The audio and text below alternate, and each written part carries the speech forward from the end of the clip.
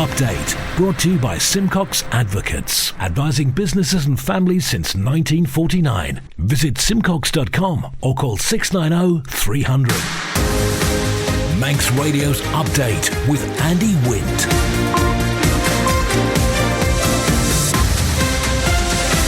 Faster by, good evening, it's 5:30. This is Update for Friday 5th of January 2024 from Manx Radio. 30 minutes looking at the latest news on the island. Background to that news, we got sport and business and Sea Watch and travel updates, and the newsmakers in person this evening. The latest on the steam packet industrial dispute, no road to Braddan Leisure Centre, gas disconnections recommence tomorrow, Homestay gets a new operator, and the Ravens face Charnock Richard tomorrow at the Bowl. Man Benham for all your business and legal needs. First of all, at 29 minutes ahead of 6 o'clock, the Update News headlines. Faster my, Siobhan Fletcher. Faster my. The Isle of Man Steam Packet Company says it will withdraw a letter of notice sent to officers 3 days before Christmas. That's if the union Nautilus agrees to stop industrial action. It's confirmed it's also met with the Manx Industrial Relations Service for an initial mediation meeting. Isle of Man Energy is expected to continue carrying out gas disconnections next week, following a short pause over the festive period.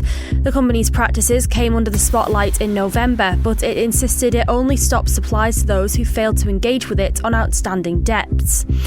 Following a tender process, a new operator has been appointed to oversee the Isle of Man Homestay scheme for the upcoming tourism season. Local firm Homestay IOM Limited will manage all aspects of the scheme for at least the next 3 years.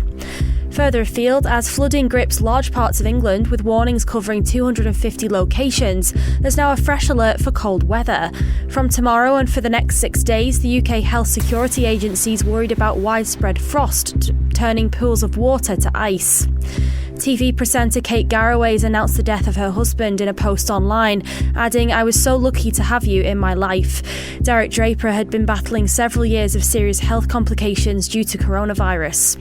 And David Soul, who played the blonde detective Hutch in the cop show Starsky and Hutch, has died at the age of 80. They're your headlines. News at 6.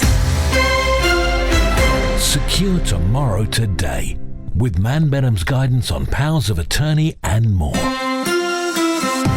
Manx Radio Weather with Manx Glass and Glazing. Garamaya, thank you, Siobhan. From the Ronalds Way Met Office, no wind warning in operation for the North Irish Sea. State of sea currently is slight, and the weather this evening dry. Some clear periods down to 3 degrees. There may be a slight frost away from the northwesterly. For Saturday, Jasan, dry with sunny intervals, isolated showers on a light to moderate north-northwesterly, up to 7 degrees tomorrow. Overnight minimum into Sunday, 1 degree that is, giving risk of frost and icy patches. And for Jaduni, dry with bright spells, a freshening easterly wind, top temperature 6 Celsius. High water is at 6 minutes to 6 in about 20 minutes time. Low water, midnight. High water tomorrow morning, 11 minutes before 7. The sun rises at 24 minutes to 9. Manx Glass and Glazing can supply and install single, double and triple glazing. Call 674 573 or visit the showroom on the Snugborough Trading Estate. It looks as though there's been a breakthrough in the dispute between the Isle of Man Steam Packet Company and a maritime union. Tessa Hawley with the latest news. Today, the Steam Packet Company has confirmed it's working with all parties on a proposal to resolve what it says it sees as the outstanding issues regarding live-on-board arrangements. Now, it says it will withdraw the notice letters sent to staff in December, 3 days before Christmas.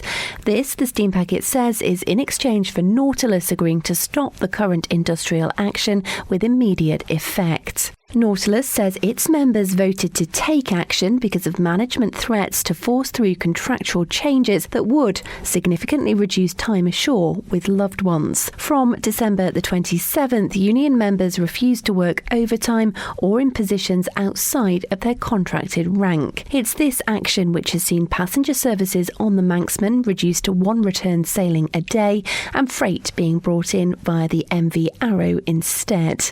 Now, follow-up meetings between the parties are scheduled for later this month. If after these meetings there's no agreement, the steam packet says it will go to arbitration through the Manx Industrial Relations Service. Nautilus maintains it is willing to discuss a resolution and has encouraged steam packet management to make a genuine offer that's acceptable without the threat of fire and rehire. The union says it also expects the employer to abide by the collective bargaining agreement and commit to arbitration should these latest talks fail to find that agreement. The steam packet adds the contingency schedule will continue in the immediate short term, but if agreement is reached regarding the notice letters and the industrial action, the company says it expects to be able to provide 2 sailings a day on the Manxman once again. There is a brand new leisure centre in Braddan, but visitors to it won't be allowed to use hospital roads to get to it. The Department of Health and Social Care claims it has safety concerns if this access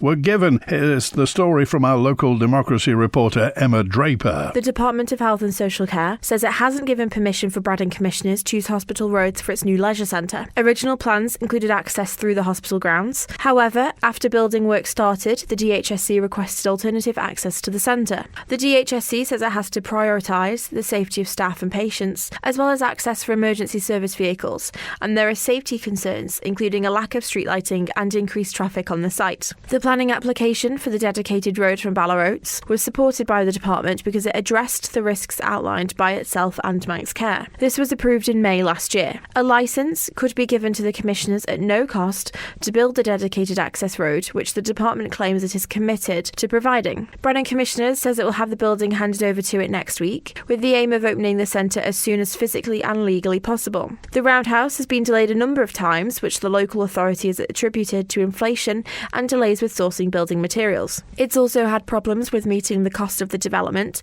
which was first budgeted at just over £6 million, but has since had to ask the Department of Infrastructure for approval to take out a loan.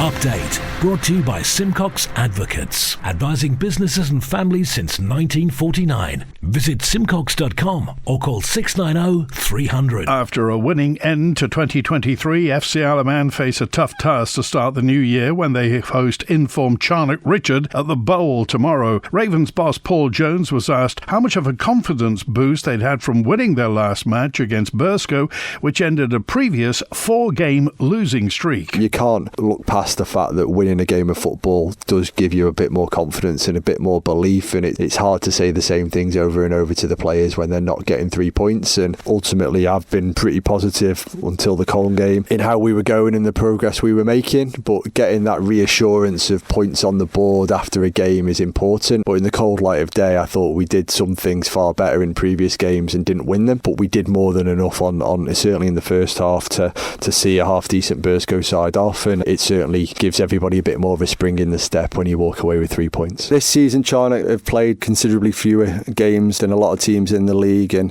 they're unbeaten in the last 10. They're posing teams a really stiff test at this moment in time, and we'll certainly need to be at our best to come away with the 3 points. We believe that we're capable of beating anybody in this league. We just need to turn up on the day and deliver a really solid performance. I think we've got to bring that kind of energy and intensity and forward running and all those kind of good things that we saw against Burscough still need to be there. I think there'll be times when we can maybe be a little bit more patient. We can play 2 halves of football that are of good quality from a technical and tactical point of view, but we can't let our levels drop in terms of the running and the effort and the desire and the willingness to work hard for each other. That was very evident in the Burscough game, and that's our minimum standard really going forward. And I think that the supporters recognise that when they see it, and maybe in the Colne game we didn't see that enough, but we certainly did last Saturday, and I look forward to seeing everybody deliver that again. We have some really good players at both ends of the pitch, and they just need to make sure they show that quality to keep Charnock out and to score the chances that we will undoubtedly create. After Isle of Man Energy put a temporary stop to the practice in November, gas disconnections are expected to resume next week. The story from Lewis Foster. The company came under the spotlight in November, with several customers said to have had their gas supply disconnected or being threatened with with disconnection, while Isle of Man Energy insisted only stopped supplies to those who failed to engage with it on outstanding debts. It did commit to a short pause until the second week in January. During that time, Tynwald pushed through legislation to try and prevent the most vulnerable customers being cut off in certain circumstances. A spokesperson for Isle of Man Energy told Manx Radio, "We continue to ask customers to contact us if they have accrued debt due to unpaid bills and continued usage of gas. Disconnection is always a last resort, and as we have previously outlined, our customer services teams are here to help. So we would ask customers not to ignore any communications from us on this, and please do call us. We can work out payment plans," it says, "to ensure that any debt has been built up, is managed, and that we don't need to take any other action. We're working closely with the OFT before any disconnections take place to ensure there is a robust and fair process in place." Well, Arbury Castletown and Maloo MHK Jason Morehouse shared an email exchange between himself and Isle of Man Energy CEO Joe Cox, adding, "The key message is, if you have an unpaid bill and you have not responded to the company's correspondence, please do so at the earliest opportunity. It's understood," he says, "reconnection can take around 5 days to arrange, cost £60, and it's going to be much colder next week." Sea Watch with the Isle of Man Steam Packet Company. Motor vessel Manxman departed Heysham at 2:10. She'll be into Douglas Harbour in the next 10-15 minutes or so, and then on to the Linksman. Of course, there is no departure this evening. The next departure tomorrow morning, Saturday morning, 8 a.m. Manxman heads to Heysham. Like the Steam Packet on Facebook for the latest sailing information. Flying newspapers and magazines to the Isle of Man to try and combat the current disruption to the sailings is cost prohibitive. The view of G.E. White Limited, the Isle of Man's wholesale news agent, which says that bad weather and the reduction in steam packet services due to industrial action is having a dramatic impact on businesses. But Managing Director Carl Goff says it's difficult to find another way to import goods. Newspaper publishers themselves actually pay for all the shipping to the island, so that's their responsibility and their decisions of how we do it. Normally, the plane comes into play when there isn't a sailing scheduled. Sometimes on Saturday night, sailings come off for maintenance or whatever, and those are pre-booked with airlines to bring it in. But you can't these days get aircraft at short notice, and quite honestly, the costs are so prohibitive for the publishers that they have to be very selective as when they can afford to do that to the island. And even if there were planes available, it is very much cost prohibitive. I mean, it's not just a case these days of throwing a few bundles of newspapers on the back of an aircraft. I mean, there's security, there's X-rays, all that with air freight, and the cost is prohibitive in many cases. Generally, then, how important is it for the island to have a reliable freight service? I think what we need is consistency. I mean, we have many partners in the local logistics chain who service us, and they've got very big operations that rely upon the freight service arriving on time every day, just like ourselves. So consistency is vital, really, to all businesses on the Isle of Man, whether it be our business or the local car repair shop who's waiting for a part to, repair somebody's car. Manx Radio Business Briefing. At 17 minutes before 6 in corporate news, Endeavour Mining, the multinational mining company, tanked after it announced late yesterday that President and Chief Exec Sebastian de Montessu had been dismissed with immediate effect for serious misconduct. The sacking follows an investigation by the board into an irregular payment instruction issued by him in relation to an asset disposal undertaken by the company. The amount of this irregular payment instruction, $5.9 million. And Endeavour, which owns and operates gold mines in the Ivory Coast, Burkina Faso and Senegal, said the board recently became aware of it in the course of a review of acquisitions and disposals, which is ongoing. And for a full daily market report, go to ramseycrookall.com. New UK sales figures suggest growth in demand for new electric cars has flatlined. The number of electric cars sold reached record levels last year, but their share of the market didn't increase. The Society of Motor Manufacturers and Traders reported it means EVs failed to improve market share for the first time since 2018, raising concerns over green pledges. The figures have sparked calls for tax cuts to boost uptake among among buyers. After years of disruption caused by the pandemic and the shortage of vital computer chips, the overall market for new cars is growing rapidly, with 1.9 million vehicles registered in the UK in 2023, just under 18% more than the previous 12 months. But EVs accounted for 16.5% of new vehicles sold in the UK last year, down slightly from the 16.6% purchased in 2022, although the total number of EVs sold rose to a record 315,000, helped by generous tax incentives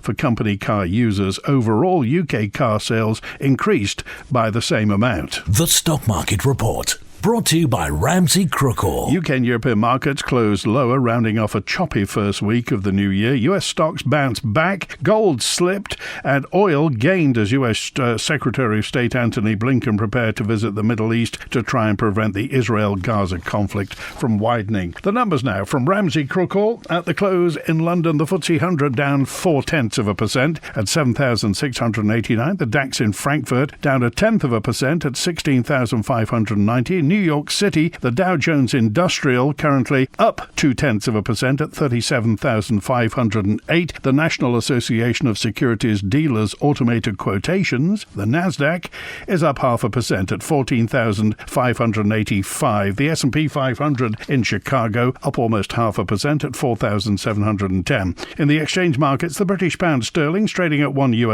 27.4 cents, €1 16.1 cents, and 23 South African rand 77.7 cents. In commodities, gold's up almost 0.4% at $2,050 per troy ounce, and a barrel of Brent crude up 1 1/3% at $78.68. You've got an investment plan? Yeah, Mike set it up. But don't you need loads of money to do that? Not this one. It's called Shearwater from Ramsey Crookall, and you pay in monthly as little as £100. So it's like saving regularly, really helping us invest in the future for a house, of the kids' education. £100 a month? I could easily do that. You should. The sooner you start, the better. Invest in your future with as little as £100 a month. Shearwater from Ramsey Crookall, the island's investment specialist for 75 years. Call 717171 or visit ramseycrookall.com. Licensed and regulated by the Isle of Man Financial Services Authority. Isle of Man Water Sports. Weather with Manx Glass and Glazing. Here's the relevant information. If you're sailing, kayaking, windsurfing, paddleboarding, sea swimming, diving or surfing this weekend, for tomorrow, Saturday the 6th, the wind is north or northwesterly, force 3 or 4, wave height 0.5 metres, wave period 2 seconds, high water is at 6:49 a.m, 1:15 p.m, sea temperature 11 Celsius. And for Sunday the 7th, the wind is northeasterly, force 2 or 3, wave height 0.4 metres, wave period 2 seconds, high waters 7:45 a.m. to 17 p.m. Manx Glass and Glazing are able to offer an emergency out-of-hours boarding up service. Call 491918.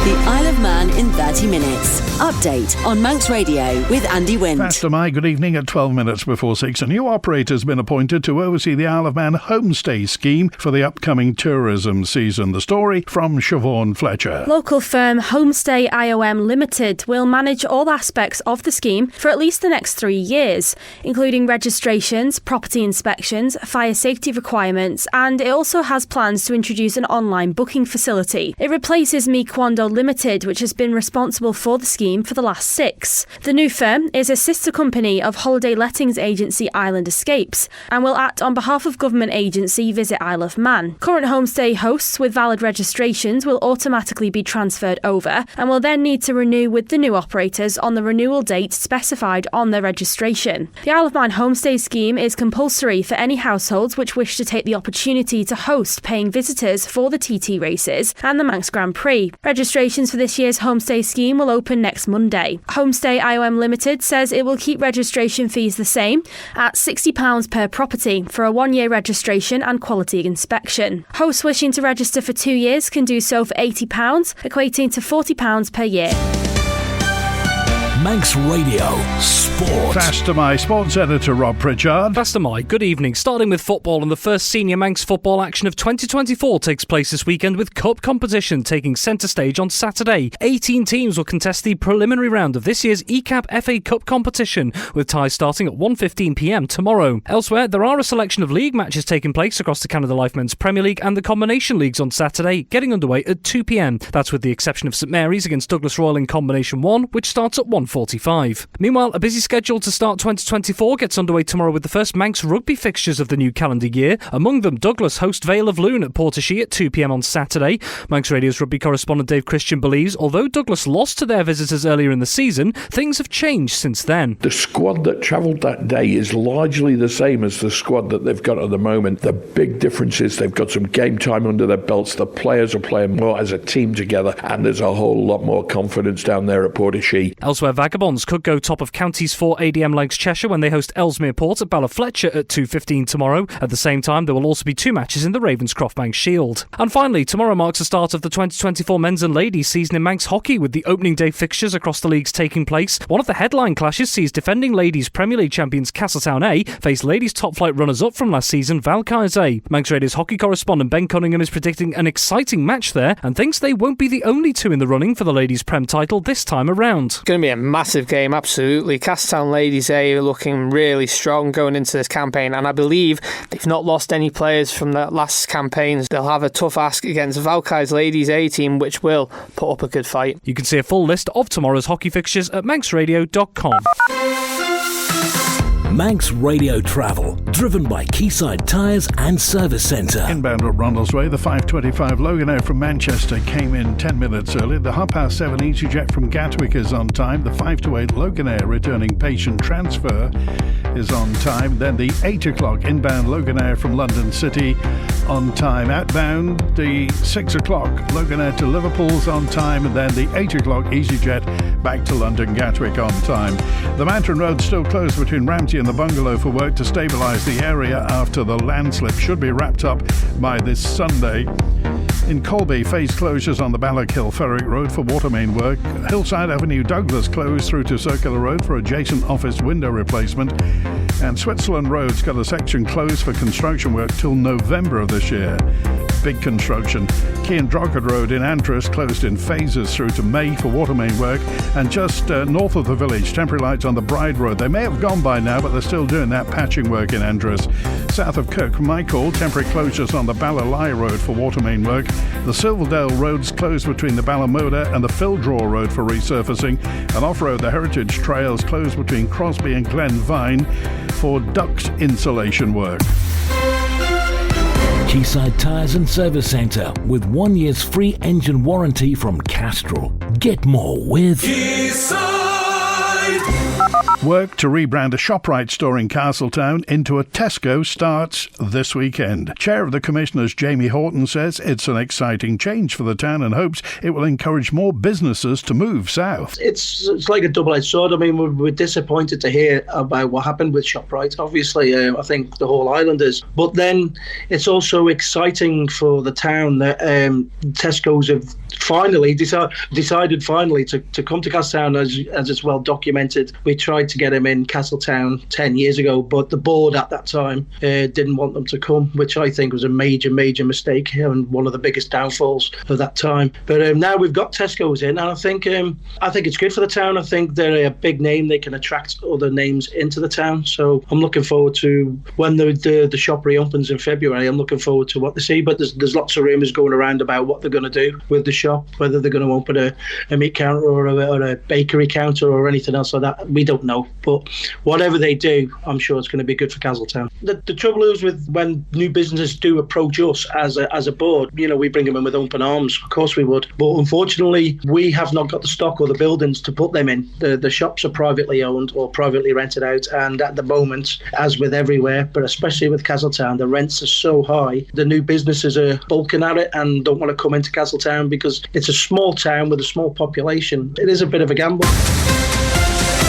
Update Brought to you by Simcox Advocates. Fast to buy. Thanks for joining us this evening. It's 5 minutes before 6. This is Andy with you through till 6 o'clock, and after 6, Rob Pritchard here with Friday Sport and the preview. Derry Kissack's being recognised with a British Empire Medal, a BEM, for outstanding contribution to charitable, cultural and community work in the Isle of Man. For more than 27 years, Derry Kissack's led the Purple Helmets, which entertained thousands, possibly millions of people, and raised funds for Manx charities. Quite taken aback, to be honest, and I've been sort of walking on eggshells or walking on air, I suppose, really. I suppose my first reaction was, I hope I'm worthy of this. Apparently, I've had lots of nice messages from people, so it's put my mind at rest. We've been a great team over the years. What I did originally was get these guys into show business, if you like. They were already formed and riding around with the big coats on. We needed to raise some money for the Southern Motorcycle Club, and they readily agreed